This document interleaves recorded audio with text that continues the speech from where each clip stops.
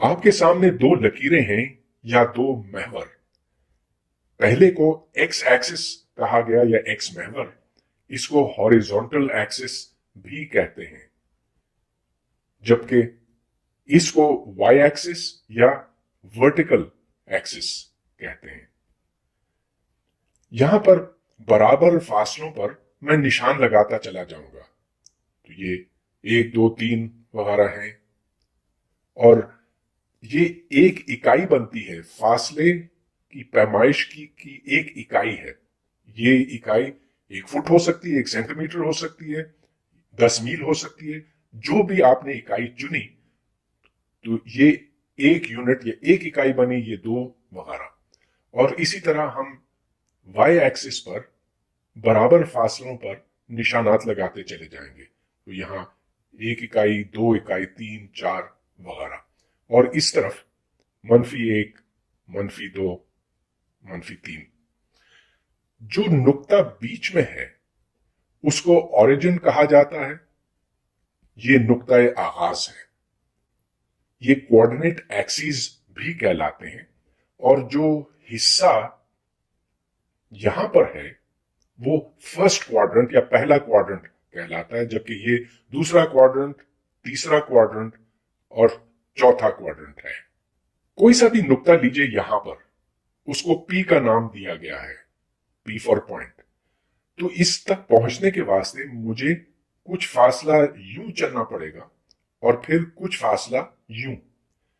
ये फासला x है, ये y है।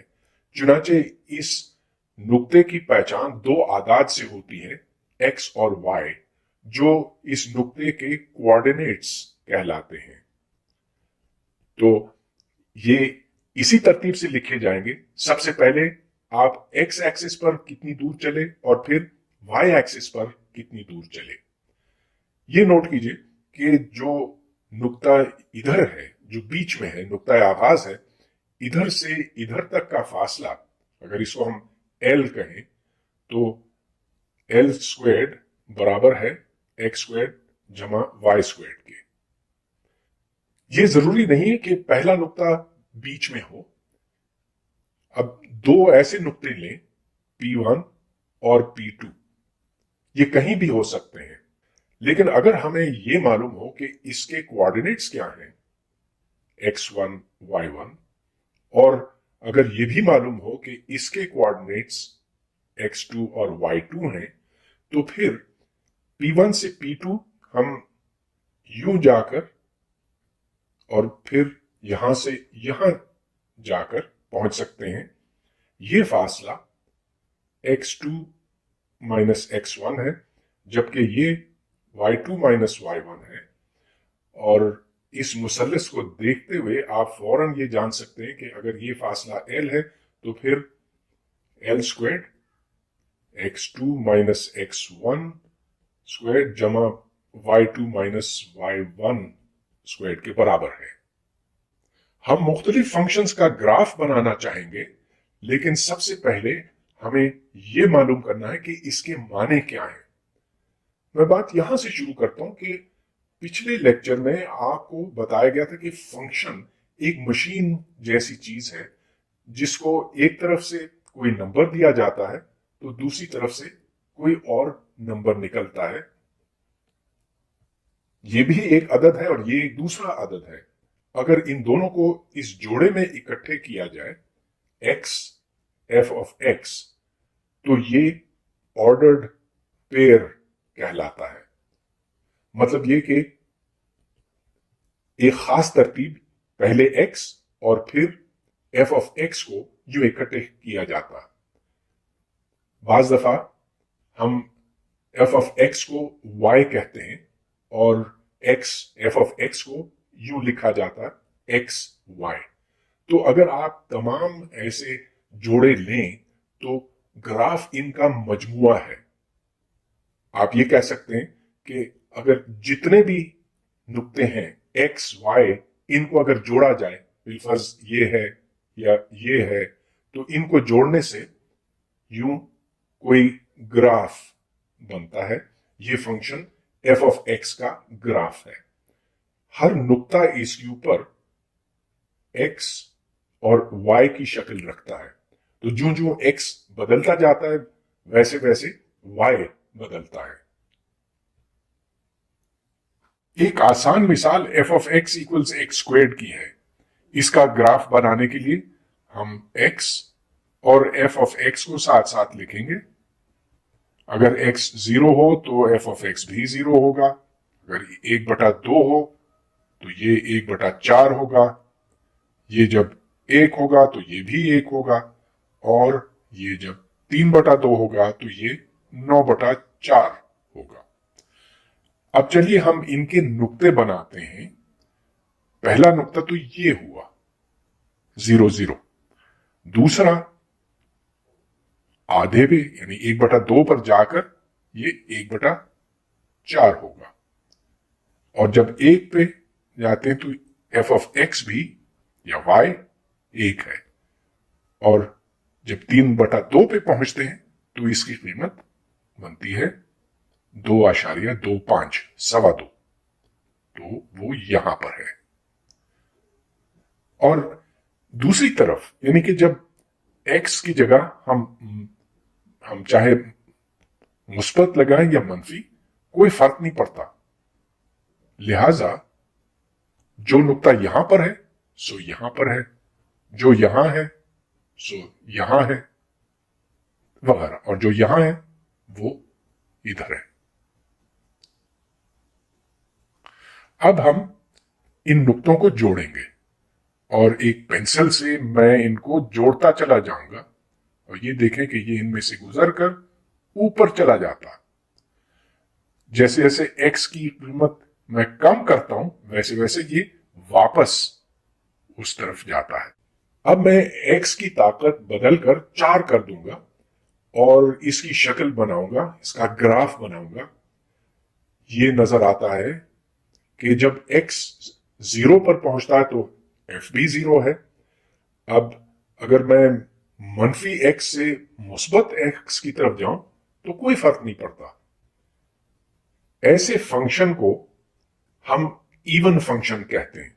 मतलब ये कि अगर हम x को मनफी x से बदल दें तो f ऑफ x और f ऑफ माइनस x में कोई फर्क नहीं, तो ये इवन फंक्शन कहलाता है। ये x ताकत 6 की शक्ल बनती है, जबकि x ताकत 8 की शक्ल ये है और x ताकत 10 की ये है। ये नोट कीजिए कि जब x की ताकत ज्यादा होती है तो x जब 1 से कम होता है तो ये काफी हद तक चपटा हो जाता है। अब f of x equals x square पर फिर एक नजर डालें।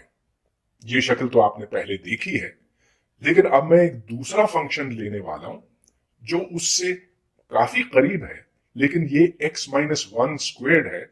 इसकी क्या शक्ल होगी?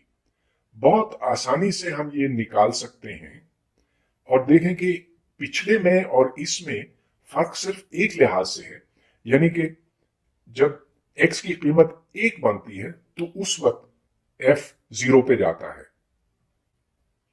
अब इसको देखें, यहां पर शक्ल यूं बनती है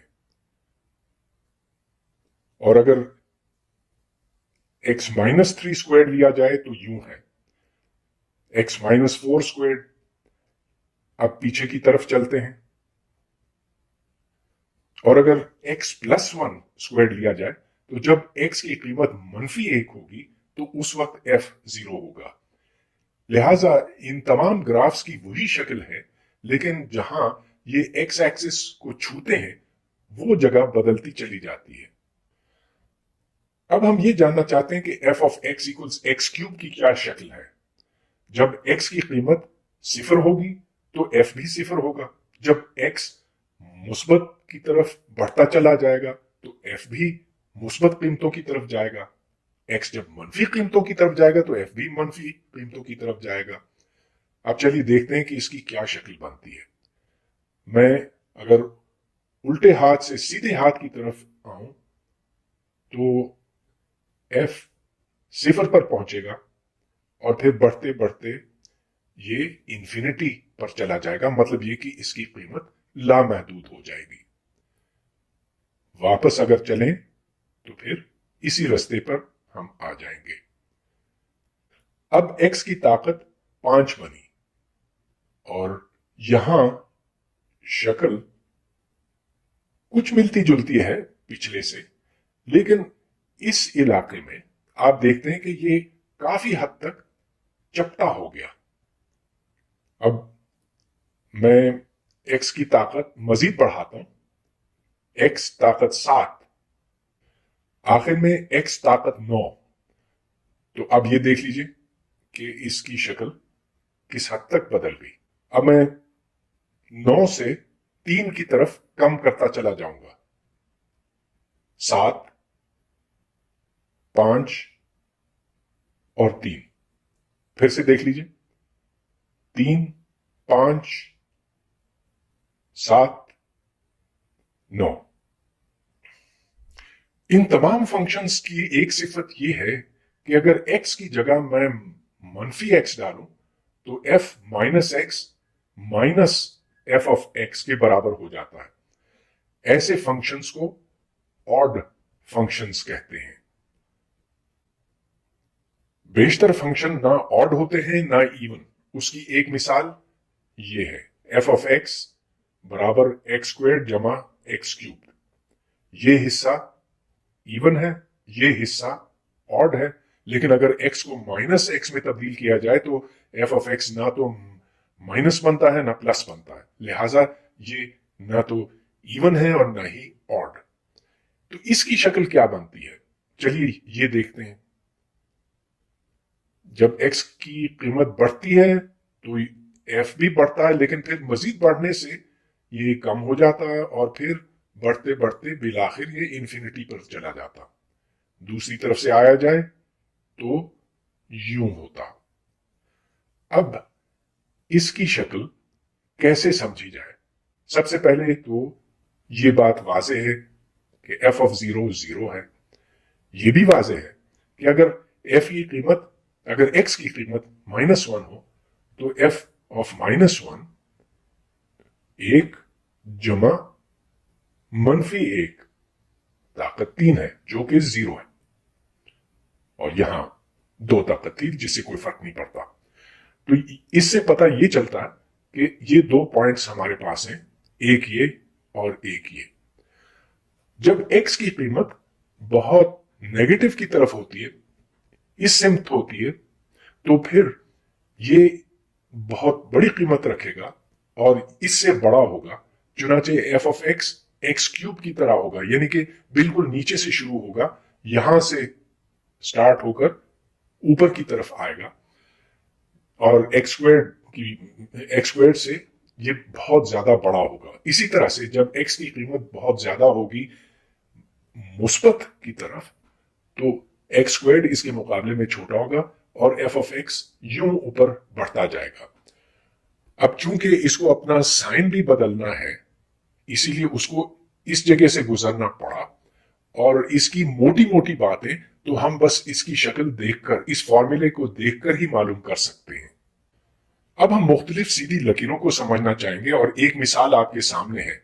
यहां एफ ऑफ एक्स बराबर है एक्स बटा 2 के, जिसका मतलब यह कि जब एक्स की कीमत 2 होगी, जैसा कि यहां पर है, तो एफ की कीमत 1 होगी।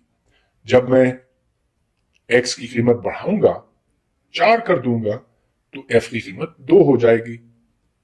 6 किया तो एफ 3 बना, वगैरह। यहां से यह बात वाज़ेह होती है कि अगर x को 1 इकाई से बढ़ाया जाए तो f आधी इकाई से बढ़ेगा। इसको हम कांस्टेंट स्लोप कहते हैं। मतलब यह कि जिस रफ्तार से यह बढ़ रहा है वो 1/2 है। इसको स्लोप या ग्रेडियंट कहते हैं और यहां पर उसकी कीमत 1/2 है। मतलब यह कि स्लोप के माने हैं कि जितना फर्क y में आता है उसको आप तकसीम करेंगे चेंज इन x से। इस खत मुस्तकीम या सीधी लकीर को देखें, हम इसकी इक्वेशन मालूम करना चाहते हैं। तो यहां ये बात वाज़ेह है कि जब x 1 से बढ़ता है, यहां 2 से 3 बढ़ा, तो y में भी 1 का इजाफा होता है, गोया कि इसका स्लोप 1 है।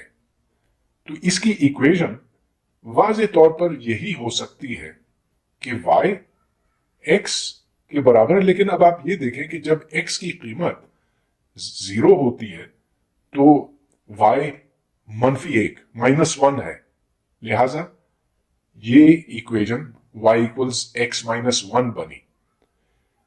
अब एक और मुतवाजी लाइन मैं इसके साथ खींचता हूं, वो देखें, इसके साथ साथ चल रही है, दोनों के दरमियान फासला मुस्तकिल कांस्टेंट रहता है और ये भी उसी ढलवान पे चल रही है, उसी स्लोप पे चल रही है। इसकी इक्वेशन लिखते हैं, ये y इक्वल्स x +1 है, इसलिए कि जब x की वैल्यू 0 होगी y 1 होगा। लिहाजा इस इक्वेशन और इस इक्वेशन से दो सीधी लकीरें बनती हैं, दोनों का स्लोप वही है, लेकिन एक y इक्वल 0 पर यहां है और दूसरी y इक्वल 0 पर यहां है। या आप ये भी कह सकते हैं कि जब x 0 होगा तो ये यहां पर है, जबकि ये लाइन यहां पर है। अब हम इस फंक्शन का ग्राफ समझना चाहेंगे। ये f of x equals 1/x है और इसकी खास बात यह है कि जब x बहुत बड़ा होगा, यानी कि -∞ होगा, तो f ऑफ x बहुत छोटा होगा और 0 के बहुत करीब होगा। इसके बरक्स जब x बढ़ेगा और 0 की तरफ जाएगा, मतलब ये कि जैसे जैसे हम उल्टे हाथ से सीधे हाथ की तरफ आएंगे तो x छोटा होकर बिलाखिर 0 होगा। उस सूरत में f ऑफ x बढ़कर बहुत ज्यादा नेगेटिव होगा, यानी कि वो लामहदूद होकर -∞ की तरफ पहुंचेगा। तो यहां पर जैसे x बढ़ेगा सीधे हाथ की तरफ, यानी कि x जब इंफिनिटी होगा तो f ऑफ x छोटा होता चला जाएगा, लेकिन पॉजिटिव रहेगा। जब x बहुत छोटा होगा, यानी कि 0 की तरफ जाएगा, तो उस सूरत में f ऑफ x लामहदूद इंफिनिटी हो जाएगा। अब देखते हैं कि इसकी शक्ल क्या बनती है। जब x बहुत छोटा होता है तो ये बहुत ही ज्यादा ऊंचा है और फिर ये कम होते होते बिल आखिर 0 तक पहुंचेगा, लेकिन 0 सिर्फ उस हाल में होगा जब x की कीमत इंफिनिटी होगी।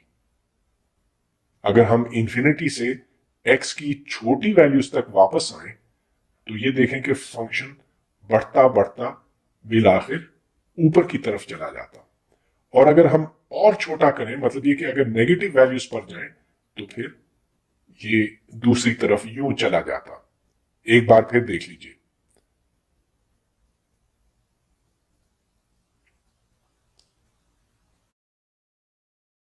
इस